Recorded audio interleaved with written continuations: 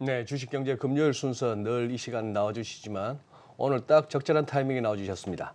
하나투자증권 김일구 수석 이코노미스트 나와 계십니다. 안녕하세요. 안녕하세요. 안녕하십니까. 또 이렇게 김상무님 또 이 자리에서 또 뵐 줄이야. 아니 저는 매번 이렇게 본방 못 보면 유튜브라도 챙겨 보는데 아니 30대, 40대 때보다도 요즘 어떻게 더 스타일리시해지셨어요? 뭐 작심한 게 있으신가? 굉장히 오랫동안 네. 알고 지낸 분이라서 제 30대부터 알고 계시는. 얼굴 빨개지셨어요, 지금. 오히려 30대 때가 지금보다 더 꾸질했어요. 그때 일만 하고 리포터 쓰고 뭐 김일구 리포터 해갖고 막 메신저에 나오자마자 돌고 했던 그 시절. 밤을 많이 샌다고 그랬습니다. 그랬죠. 네. 아니 근데 리서치 센터장 하시다가 다시 지금 자원하셔서 이코노미스트를 하시는데 어느 쪽이 더 쉬우세요? 저는 뭐 개인적으로 이게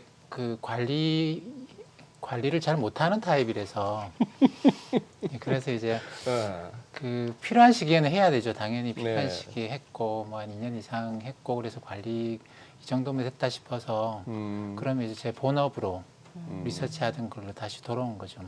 그렇군요. 지금 이제 한참 뭐랄까 김상무님 찾는 데도 많을 테고 좀 얘기 듣자고 하는 데가 많을 텐데 지금 이제 연초 지금 이렇게 시장이 폭탄 맞은 게 연준발 갑자기 긴축 강화입니다. 네.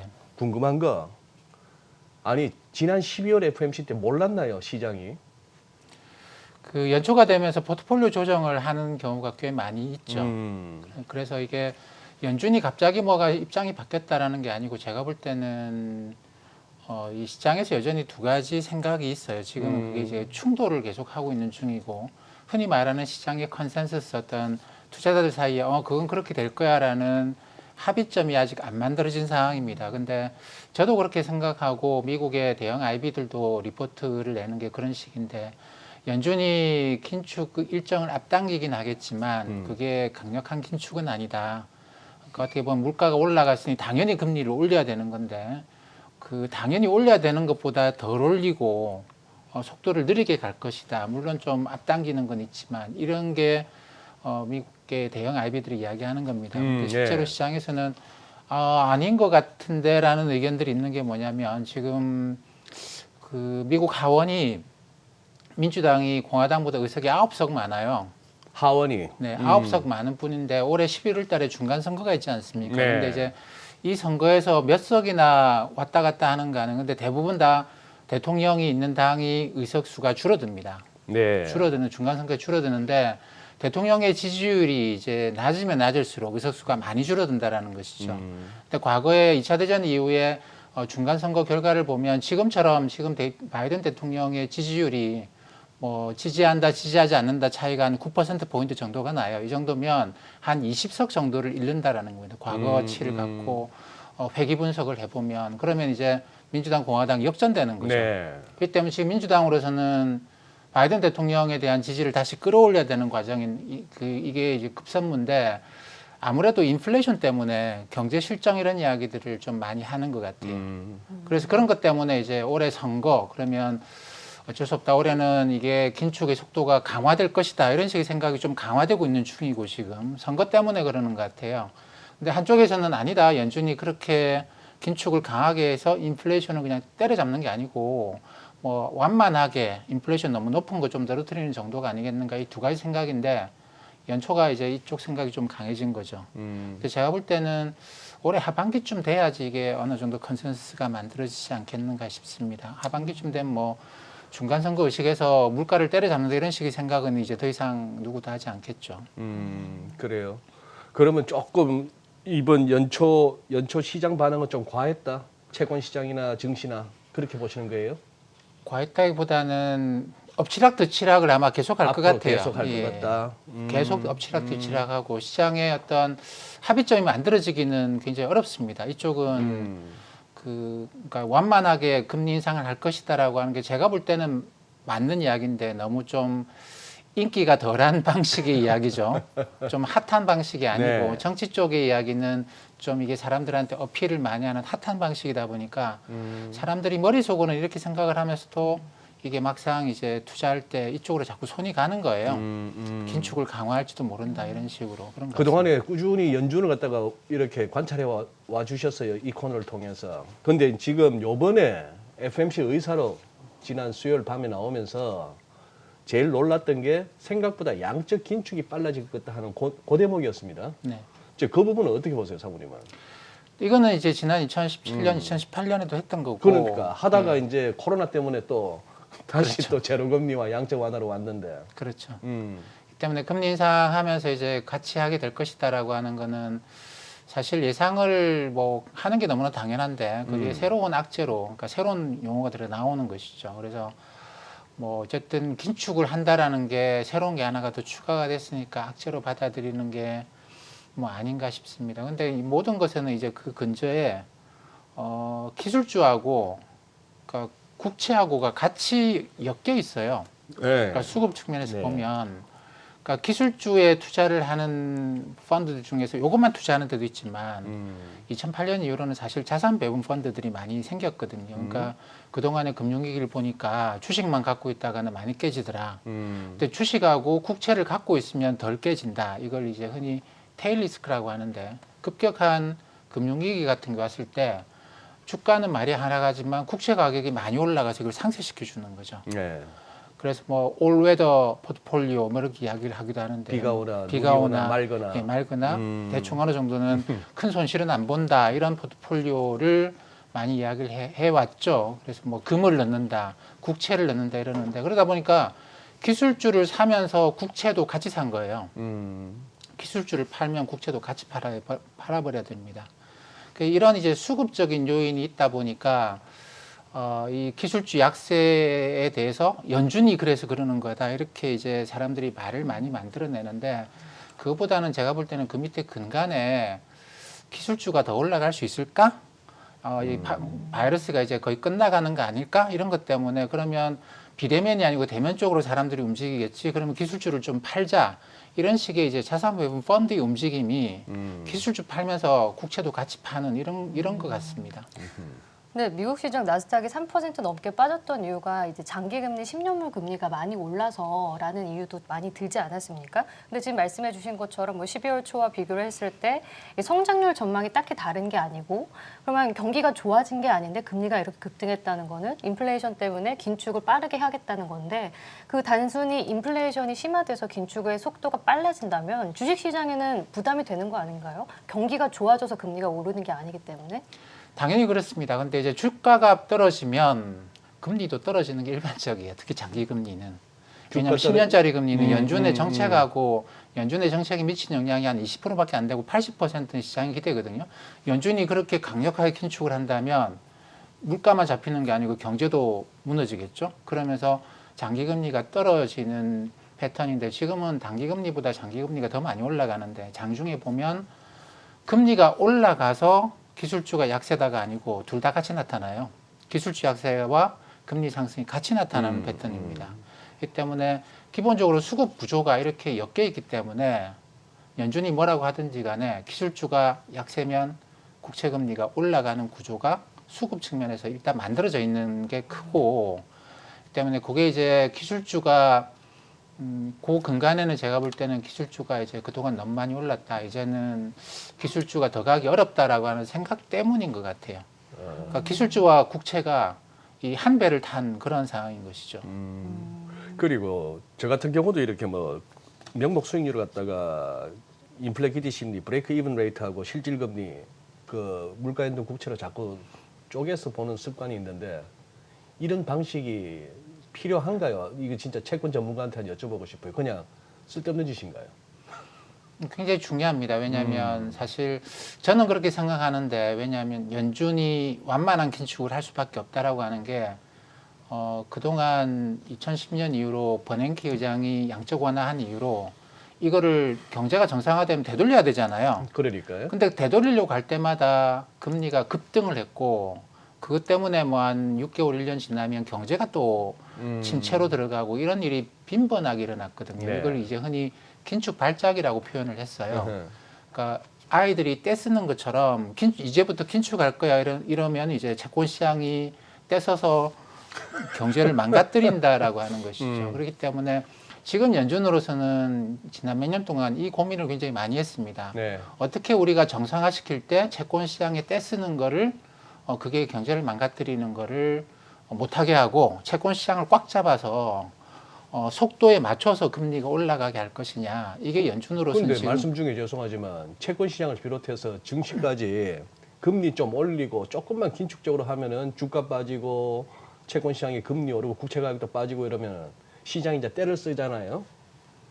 그 버릇 나빠지게 만든 게 또 그 연준 아닙니까, 솔직히? 당연하죠. 근데 지금 와서 어. 그렇다고 회초리를 들 수는 없는 거예요. 잘 지금 될래야죠. 와서?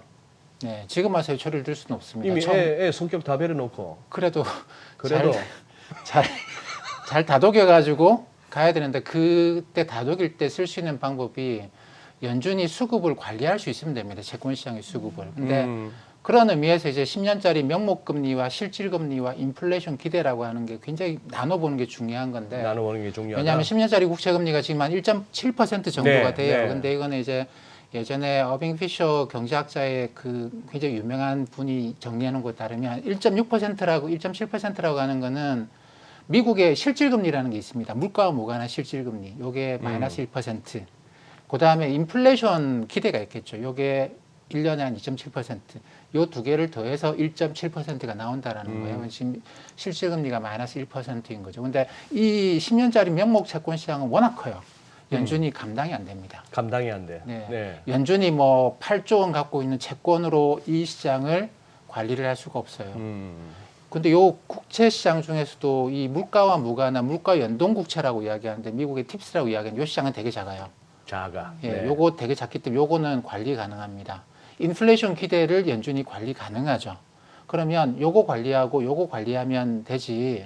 그냥 이 어마어마한 국채 시장에 들어가서 연준이 얼마 없는 돈 가지고 돈은 많은데 이제 국채는 얼마 없죠. 이거 가지고 시장하고 싸우는 것보다 요 두 개를 관리를 잘하면 요거를 잘 관리하고 긴축 발작을 막을 수가 있다라는 거거든요. 그러면 딱 단순하게 연준이 물가 연동 국채 그 국채 시장에 비해서는 그래도 굉장히 좀 자그마한 작은 시장이죠. 이렇게 컨트롤 가능한 그 시장에서 물가 연동 국채를 빡 사버리면은 실질 금리라 할 수 있는 그 물가 연동 국채의 수익률이 확 떨어질 거 아니에요. 그런 식으로 해서 실질 금리를 낮추고자 하는 어떤 시도가 있다. 낮추려고 하는 게 아니고 이미 많이 낮은 상황이기 때문에 낮은 상황인데. 이게 올라가는 거를 속도를 조절하는 거죠. 속도를 조절한다. 요거 속도를 잘 조절하면 그러니까 이제 팁스라고 하는 물가 연동 국채를 잘 사고 잘 팔아서 요게 확 올라가는 거를 막아 놓으면 인플레이션 기대라고 하는 게 어느 날 한순간에 왔다 갔다 하지는 않거든요. 네. 그렇기 때문에 이 10년짜리 우리가 보는 국채 금리를 관리 가능하다라는 것이죠. 예. 그런 의미에서 요거는 이제 미국 재무부가 발행량을 조절할 수도 있고요. 그다음에 이제 연준이 사고 팔아서 조절할 수도 있고 그리고 이제 뭐 그 테이퍼링 하는데 이 양을 얼마나 줄일 것이냐 그리고 양적 긴축을 할 때도 이 채권을 갖고 있는 걸 많이 팔 것이냐 뭐 이런 식으로 조절 가능합니다. 근데 워낙 시장이 작기 때문에 네. 이쪽에 비해서 워낙 작기 때문에 연준이 여기에 주목을 하고 있는 것 같아요. 근데 그동안 긴축 발작으로 2013년 뭐 2016년 이럴 때 보면 미국 경제가 금리가 갑자기 올라가면서 경제가 이제 망가지는 모습이 여러 번 나타났었는데 그때마다 이 실질 금리가 팍팍 하고 튀어버리거든요. 네. 그러면서 이제 관리를 못했는데 지금은 요걸 관리를 굉장히 열심히 하고 있는 것 같아요. 그런데 그게 마이너스 1.2, 1.3 실질금리 그 국채 수익 이제 물가 연동 국채 수익률이 그렇게 하던 게 지금 막 마이너스 0.8, 0.7까지 제법 올라왔어요. 근데 좀 막연하긴 하지만 그 실질금리라는 게 이 마이너스라는 게 좀 이상한 거 아닙니까? 금리가 마이너스라는 게. 그렇죠. 근데 미국의 그런 구조를 생각해 봐야 되는데 미국의 그 퇴직연금은 주식 많이 들어가 있잖아요. 네. 그 퇴직하려고 하는 분들이 이게 자기 퇴직연금에서 돈이 많이 불어 있으면 이러면 퇴직해도 되겠네라고 생각을 합니다. 근데 지난 2년 동안 주가가 워낙 많이 올라가서 조기 은퇴하시는 분들이 굉장히 많이 늘었어요. 굳이 일 안 해도 네. 그동안 주식 투자한 걸로 퇴직연금에서 이제 충분히 노후 생활이 가능할 만큼 네. 돈을 벌은 겁니다. 근데 한 가지 걱정되는 게 있죠. 이게 돈인데 물가가 올라가 버리면 어떻게 하지? 걱정이 되는 거죠. 물가. 예. 그래서 이제 실질적으로 구매력이 유지가 되는. 근데 이 팁스라고 하는 요 물가 연동 국채를 사놓으면 이거는 물가가 올라가면 그만큼 이자를 더 줘요. 이자의 형태로. 근데 요거를 이제 1% 손해를 보고 지금 당장 1% 손해를 보고 앞으로 물가가 2배 올라가든 3배 올라가든 자기의 실질 소득이 유지가 되도록 할 수 있는 것이죠. 네. 그렇기 때문에 최근에 이 조기 은퇴자들이 증가하면서 이쪽 수요가 굉장히 강력하게 늘어났습니다. 그러면서 이 수요가 늘어나면서 이제 가격이 올라가고 금리가 떨어지면서 이게 마이너스 1%로 내려갔던 네. 것이죠. 그래서 요거는 제가 볼 때는 뭐 정상적인 과정이었고 일종의 수급적인 측면에서도 그럴 수밖에 없었다. 네, 그렇습니다. 그 다음에 이제 이게 올라가는 거를 그 흔히 이제 떼쓰는 식으로 확 올라가게 뭐 나쁘게 표현하면 발작이라고 표현하는데 그렇게 안 가도록 하는 게 이제 연준이 갖고 있는 임무인데 요 시장이 어쨌든 전체 국제 시장에 비해서 보면 작은 시장이기 때문에 관리가 가능한 것 같아요. 그래요. 그렇군요. 그런데 지금 환율 얘기를 한번 해보면요. 지금 원달러 환율이 1,200원을 돌파를 했습니다. 이 점은 저희가 어떻게 체크를 해봐야 될까요? 그 지금은 우리나라 경제가 미국 영향도 많이 받고 있고 중국 영향도 많이 받고 있잖아요. 근데 환율은 제가 볼 때는 중국 영향을 확실히 많이 받습니다. 중국 영향. 예, 근데 네. 중국은 지금 물가 문제 때문에 환율이 못 올라가게 만들고 있는 상황인 거죠. 글로벌 달러 강세도 불구하고 중국은 위안화를 그냥 거의 고정시켜 놓고 있다시피 그런 상황이고. 근데 여기서 이제 한국 원화가 이쪽을 따라갈까 저쪽을 따라갈까. 유로나 엔화는 저기 약세인데 위안화는 가만히 있으니 이쪽 따라갈까 저쪽 따라갈까 하다가 왔다 갔다 하는데 지금 한국은행 입장은 지난 2015년, 16년도 그랬습니다만 유로나 엔화에 연동되는 걸 좀 많이 막고 있는 상황입니다. 네. 많이 막고 있는 상황이라서 근데 시장은 이제 글로벌 달러와 따라서 많이 움직이죠. 그래서 1,200원 올라갔는데 그러다가 이제 미국 시장이 좀 안정되고 하면 다시 한국은행 개입으로 이렇게 또 내려올 거예요. 한국은행이 지금 2개월 연속 외환 보유고가 그 줄어들고 있는데 시장 개입 영향이 큰 거 아닌가라고 저는 개인적으로 생각을 합니다. 그러니까 이 1,200원으로 올라온 환율은 다시 시장 개입을 통해서 또 낮추고 이런 식이기 때문에 뭐 1,200원 올라간 거를 큰 의미를 두실 필요는 없을 것 같아요. 여전히 그래요. 중국이 물가 문제 때문에 환율을 잡고 있는 동안에는 우리도 어느 정도는 이제 거기 맞춰주는 거 아닌가 싶습니다. 지금 그리고 연준이 지난 12월 FOMC에서 제시했던 점도표 따르면은 금년에 3번, 내년에 3번, 그리고 후내년에 2번, 앞으로 이제 8번 정도를 금리를 올리겠다는 거예요. 점도표만 봐서는. 그럴 수 있다고 보시는 거예요? 그게 이제 가장 큰 과제죠. 결국은 우리가 제로 물가, 제로 금리가 아니고 물가가 한 3% 올라가고 금리도 한 3% 하려고 그러면 금리를 올려줘야 될 거 아니겠습니까? 그렇죠. 올려줘야 되는데 금리 좀 올리면 이제 시장이 난리가 나는 거죠. 안 그렇습니까? 올해도 금리 올린다, 내년에도 금리 올린다, 내후년에도 금리 올린다. 채권 시장 입장에서는 계속 마이너스만 나는데 누가 채권을 갖고 있으려고 하겠습니까? 그냥 다 던져버리라 이렇게 되면 그러니까. 네. 금리가 폭등하면서 경제도 네. 무너지는 거죠. 네. 그러니까 이걸 잘 달래가지고 그래도 채권을 하는 게 좋지 않겠는가라고 해서 잘 달래서 조금씩 금리가 올라가게 해야 되는데 이게 시장의 어떤 동물적인 본성에 좀 반하는 것이죠. 그렇기 때문에 중앙은행은 늘 그래왔습니다. 역사적으로 중앙은행은 이 시장의 야수와 같은 본성을 컨트롤하는 게 늘 중앙은행의 임무였고 그게 실패한 대표적인 사례가 1930년대 대공황이었거든요. 네. 그렇기 때문에 지금은 연준이 이제 채권을 살 수 있는 능력은 무한대고 팔 수 있는 것도 이제 8조 달러 정도를 갖고 있어요. 미국 국채 그렇죠. 시장이 한 20조 달러 정도가 되는데 8조 달러 정도를 갖고 있기 때문에 연준으로서는 뭐 상방이든 하방이든 자기가 이제 관리할 수 있는 힘을 갖고 있다고 생각을 하고 덤벼드는 것이죠. 그래서 우리가 보는 것보다도 연준은 훨씬 더 많은 역사적인 경험을 갖고 있습니다. 그런 영역에 걸쳐서는. 근데 연준 점도표 낼 때마다 저는 자꾸 타이슨이 떠올라가지고 누구나 계획은 있어요. 링에 올라와 처맞기 전까지는. 네. 그런데 그러면은 8번 올린다 합시다. 2.25까지 가는 거예요. 연방기금리가. 그렇게 가면 우리 한국은행은 어디까지 올려야 됩니까? 만약에 연준이 정말 그 의지대로 간다. 뭐 2.25는 그렇다 치고 미국의 연방기금리가 2% 가면 우리 한국은행 기준금리는 얼마쯤 가야 이게 밸런스가 맞을까요? 근데 그 전에 우리가 한번 생각을 해야 될 게 월급이 안 올라가는데 금리가 계속 올라가면 이건 정말 큰일이죠. 근데 월급이 올라가면 안 되죠, 안 가령 되죠. 매년 월급이 한 5%씩 올라간다. 음. 그 한국은행 기준금리가 한 3% 한다.